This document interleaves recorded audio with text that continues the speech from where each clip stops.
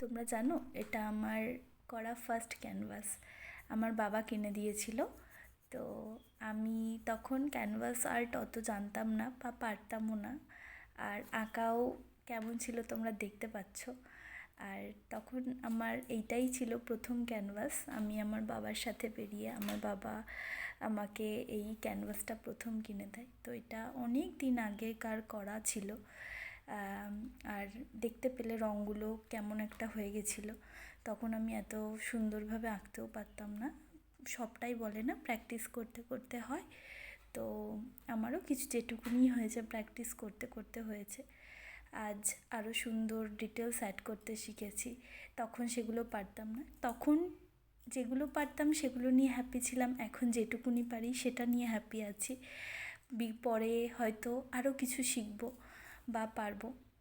তো এটাকে আমি আবার নতুন করে কালার করেছিলাম। তখন যখন করেছিলাম তখন এত সোশ্যাল মিডিয়া ছিল না, এত কিছু ছিল না, তখন নিজের মতোই আঁকতাম। আঁকাটা অ্যাকচুয়ালি আমার হবি, এটা আমাকে খুব শান্তি দেয়। তো তোমরা দেখে জানিও মা দুর্গা কেমন লাগছে তোমাদের। আর যদি ভালো লাগে একটা কমেন্ট করে দিও। ততক্ষণের জন্য টাটা।